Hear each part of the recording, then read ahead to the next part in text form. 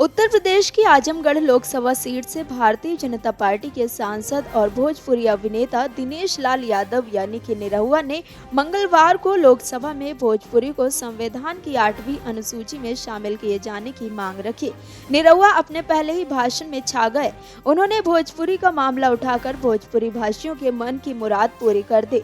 हाल ही में आजमगढ़ संसदीय क्षेत्र से निर्वाचित हुए प्रसिद्ध भोजपुरी अभिनेता गायक निरहुआ ने सदन में पहली बार अपना विषय रखते हुए शून्यकाल में कहा कि 16 देशों में बोली जाने वाली भोजपुरी को यूनेस्को ने भी मॉरिशस के अनुरोध पर अमूर्त सांस्कृतिक धरोहर के रूप में मान्यता दी है। उन्होंने पूर्ववर्ती संपर्क सरकार पर भोजपुरी को संवैधानिक दर्जा देने के विषय पर झूठे आश्वासन देने का भी आरोप लगाया। निरहुआ ने कहा कि नियमों की अस्पष्टता और भाषाओं में भेद नहीं करने के नाम पर वर्षों तक भोजपुरी को संविधान की 8वीं अनुसूची में शामिल नहीं किया जा सका है। उन्होंने कहा कि प्रधानमंत्री नरेंद्र मोदी की सरकार ने भोजपुरी को बढ़ावा देने के लिए सकारात्मक पहल की है और उम्मीद है कि इस भाषा को संवैधानिक दर्जा देने के संबंध में भी निर्णय लिया जाएगा। भाजपा सांसद ने कहा कि अब हमारे प्रधानमंत्री नरेंद्र मोदी हैं, जो असंभव को भी संभव बनाने के लिए जाने जाते हैं। मुझे विश्वास है कि सरकार भोजपुरी को संविधान की 8वीं अनुसूची में शामिल करने के लिए कदम उठाएगी। तो अब आपको सुनाते हैं कि निरहुआ ने और क्या कुछ कहा। मैं आज पहली बार सदन में बोल रहा हूं, तो अगर मुझसे कोई त्रुटि हो जाए तो आप सब लोग मुझे क्षमा कीजिएगा। माननीय अध्यक्ष जी, कहा जाता है कि भाषा हमारे अस्तित्व का मूल है। हम अपनी भाषा में बेहतर तरीके से सोच समझ और अभिव्यक्त कर पाते हैं।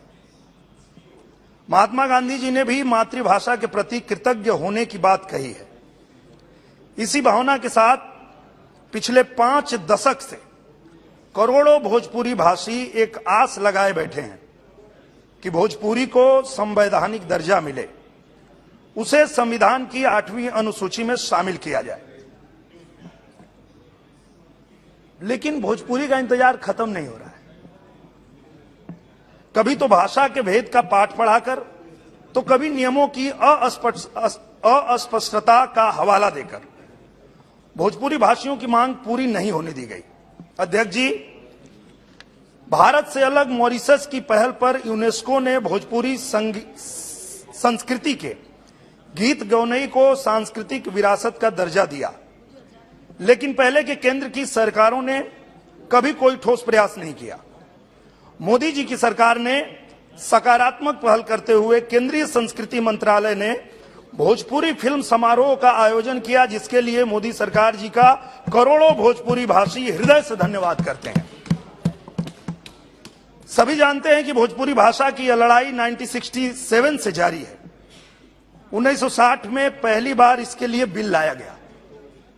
तब से अब तक संसद में इसे लेकर 18 प्राइवेट मेंबर बिल भी आ चुके हैं। कई आंदोलन भी हुए। 16 देशों में बोली जाने वाली भाषा, जिसकी जड़ें लगभग 1000 साल पुरानी है, जिसको भारत से बाहर कई देश स्वीकार कर चुके हैं। बता दें कि दिनेश लाल यादव निरहुआ भोजपुरी फिल्मों के सुपरस्टार माने जाते हैं। भोजपुरी गीतों से उनकी पहचान बनी है। ऐसे में निरहुआ ने इस मुद्दे को उठाकर भोजपुरी वर्ग के एक बड़े तबके की वर्षों पुरानी मांग को आवाज दी है। निरहुआ ने कहा कि भोजपुरी भाषा के अधिकार की लड़ाई वर्ष 1967 से जारी है। अब इसका आधार मिलना चाहिए। निरहुआ आजमगढ़ लोकसभा उपचुनाव में जीत दर्ज कर लोकसभा पहुंचे हैं। सपा अध्यक्ष अखिलेश यादव ने यूपी विधानसभा चुनाव 2022 में जीत दर्ज करने के बाद ये सीट खाली की थी। उपचुनाव में सपा ने इस सीट से धर्मेंद्र यादव को चुनावी मैदान में उतारा था, लेकिन भाजपा के निरहुआ ने सपा के इस दुर्ग में सेंधमारी कर जीत दर्ज की है। Video desk अमरुजाला.com। डाउनलोड करें अमर उजाला ऐप और पाएं खबरें लगातार। अगर आप ये वीडियो YouTube पर देख रहे हैं तो हमारे चैनल को सब्सक्राइब करें और बेल आइकन को दबाना ना भूलें। अगर आप Facebook पर ये वीडियो देख रहे हैं तो हमारे पेज को लाइक करें।